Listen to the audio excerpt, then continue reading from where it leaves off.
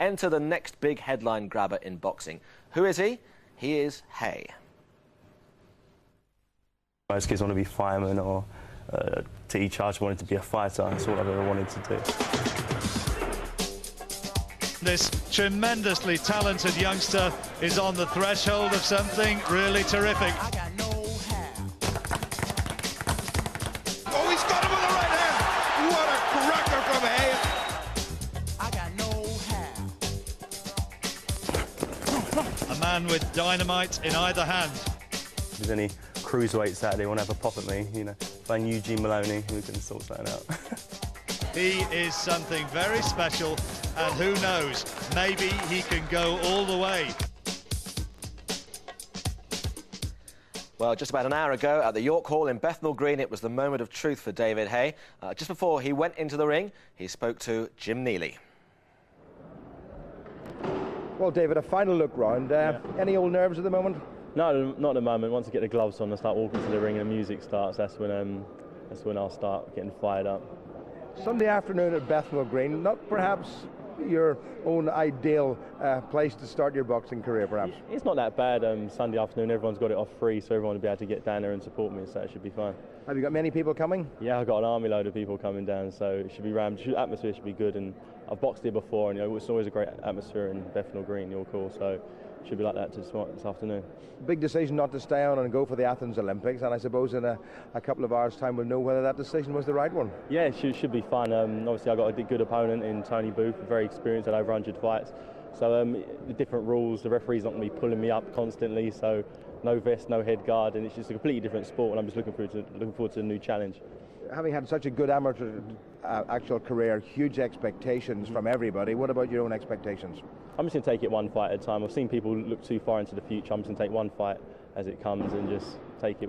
I'm aiming for be British champion. So once I'm there, then I'll look to Commonwealth, then European, then World. But at the moment, it's being the best in Britain I'm looking for. Hey, have a good one. Thanks a lot. Cheers. Well, the waiting is over, and David Haye looks nice and relaxed. Back in a boxing ring for the first time in some 5 months since he departed the Commonwealth Games in Manchester under somewhat controversial circumstances, and the big decision to forsake the headgear and the amateur vest for the much tougher world of professional boxing. Well, a man who made it to the very top is ever beside me. Richie, what goes through your mind when it's your pro debut?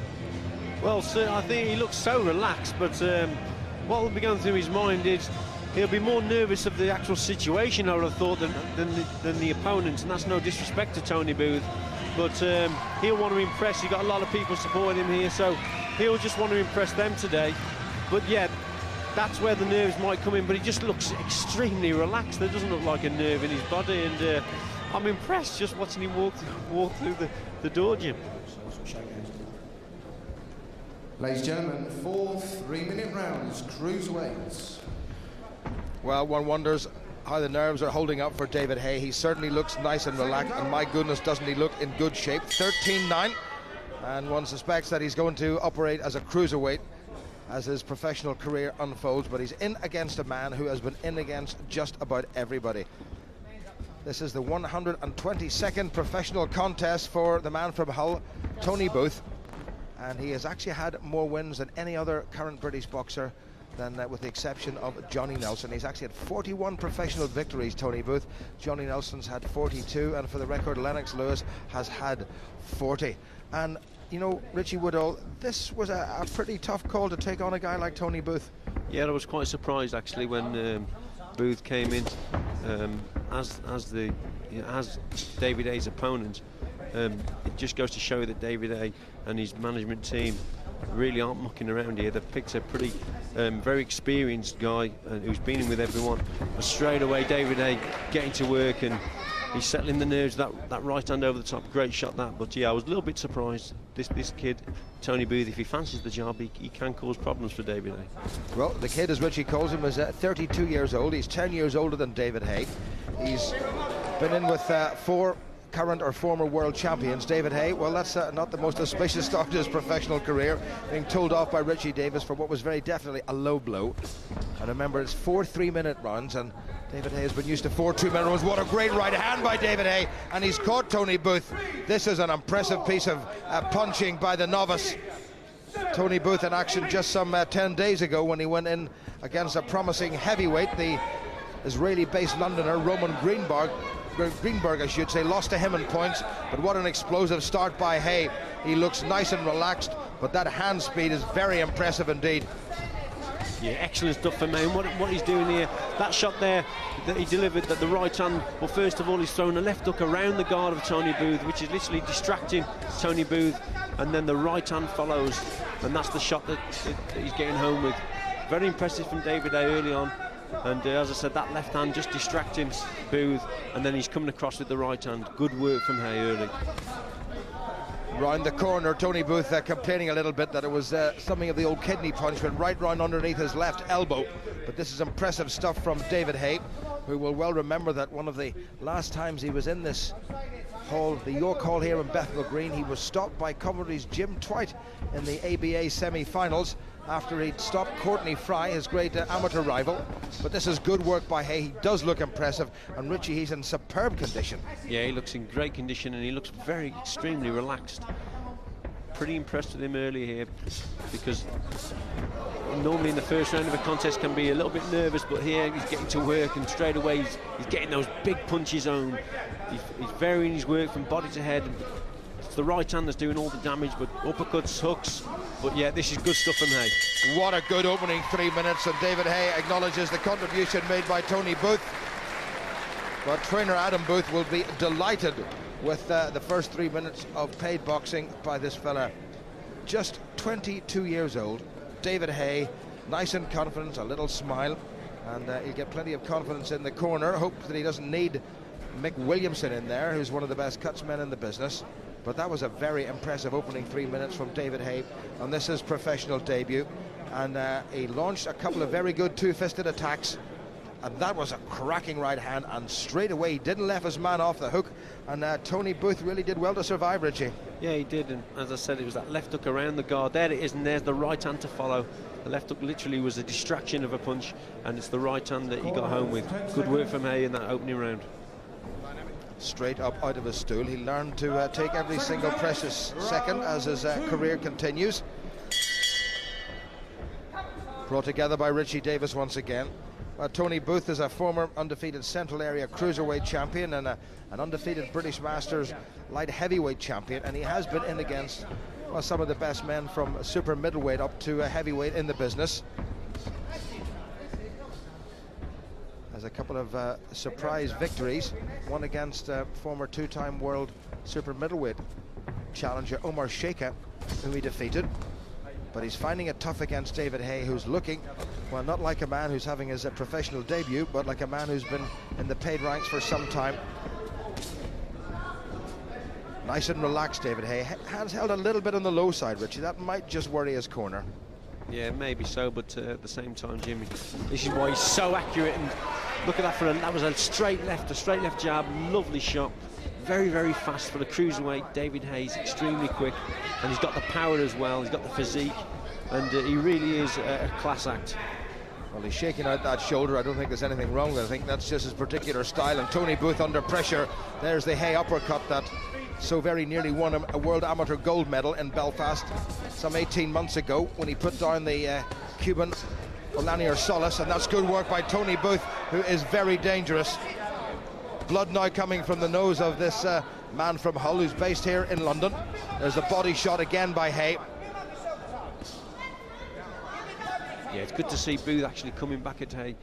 Haye's been delivering some very hard shots on the target, but Tony Booth showing what a thorough professional he is, coming back and having a go himself, which is good to see. And this type of guy, I mean, they're worth their weight in gold. They really are to the professional game. And Tony Booth, at the drop of an hat, he'll come and box anyone. Oh, what a good right hand by Haye. Caught Booth again. Booth's eyes glazed over momentarily as Haye made contact. Haye really going for the finish, doing a little bit of holding. So he's picked up a professional trick or two at the early stages of his paid career. He actually looked like he was actually going down there. It was a lovely straight right from Haye again. Perfect shot in the corner, and it looked like Booth was going to actually touch down, but he didn't. He got up, and he's boxing on. But again, Haye very relaxed, very quick, sharp, and accurate with the punches as well. just stalking his man. There's that straight left again. Booth holding on.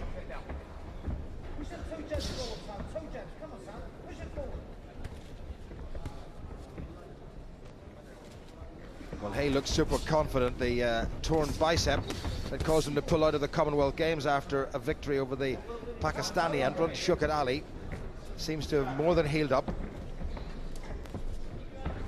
What a great pity he didn't stay, because we all reckon that he would have won that Commonwealth Games gold at heavyweight. But here he is boxing at the more comfortable weight of cruiserweight for him.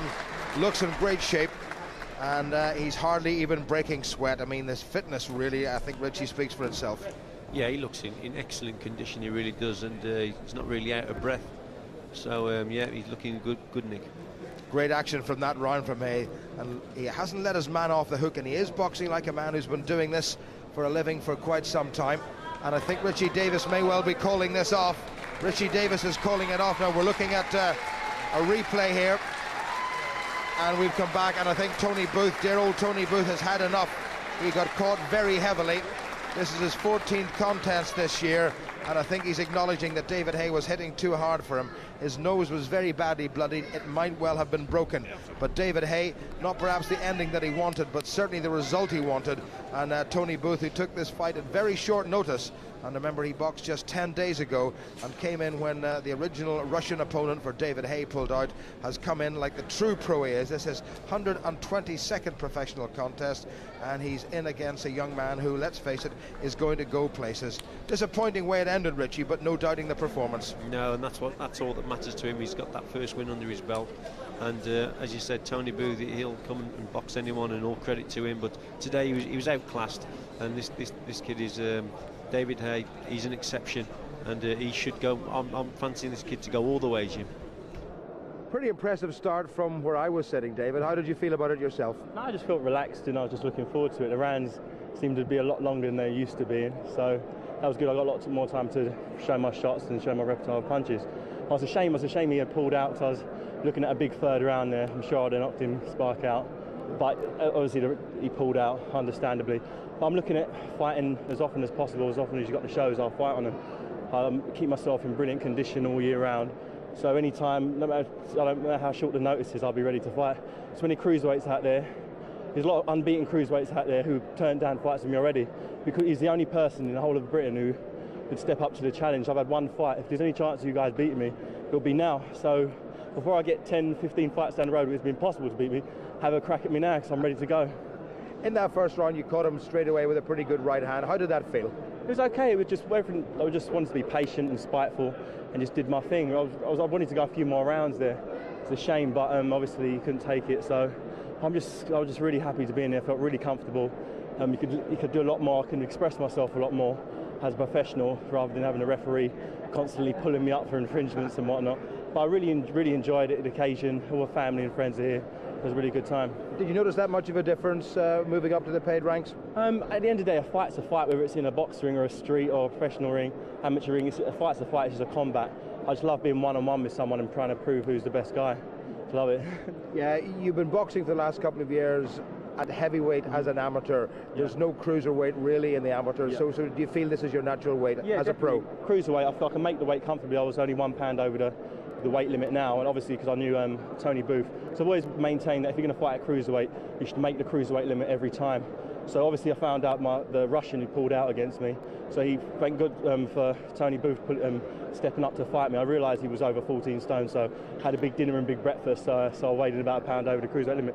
But I'm ready to go any time. So as I said, come and fight me, come and get me. You'll have a nice Christmas after this one, and we look forward to seeing you again when? Hopefully January. I'm looking at getting out as early as January as possible. I was ready to go all the time. I'll fight every day if I have to. I love fighting, and I'll be fighting as soon as possible. David, very well done. Thanks a lot. Thank you. Bye-bye. But avoid him in the street because he's looking for a fight. Richie's come hot foot from East London. That looked pretty good. Yeah, very impressive. I've been looking forward to see how he'd go as a professional, obviously. I was a little bit surprised. I thought he would hang on to the Olympics in Athens, but it wasn't to be, because I thought he'd have been favourite for a gold out there. But, you know, he's decided to turn professional, but he's a hot prospect, no doubt about it. And a lot of people watching that will say, is he a heavyweight, embryonically? I think he's at the right division. For a good 2 or 3 years, he'll be a cruiserweight. You've got to remember, Evander Holyfield eventually matured into a heavyweight, and that's probably the path that he will take. For a good 3 or 4 years, though, he'll be a cruiserweight, and then maybe step up to the heavyweight. Think about it, John. He's got time. He's got plenty of time. Unlike some others we could name. Well, you said it, not me. But listen, a lot of people watching David Haye perhaps for the first time will say he keeps that left hand very low. Is he not laying himself open to all signs of attacks there? Well, no, not really. But he does that because he's very fast, you see, and what he's actually doing there, he's got a low left hand, but as long as he keeps his chin down and chin behind that shoulder there, he's actually surprising his opponents because he's got very fast hands and he's punching from the hip. And it can be a lethal weapon because you can't see the punch coming. So, and as well, he's varying the attack. He's throwing the jab and then he's throwing the hook. He's bringing the hook around the guard. So he's very impressive, very, very skillful. And very personable as well, which when you're making your way in a very competitive sporting environment, it's important. Very important. I think he's very confident.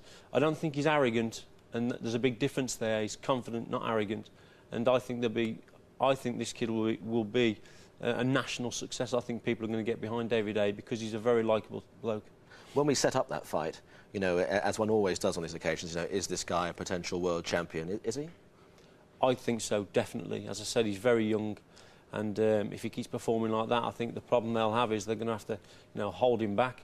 Literally, I would give him a good couple of years of maybe 10, 15 fights before stepping him up into any real title fights. But I think 2 or 3 years.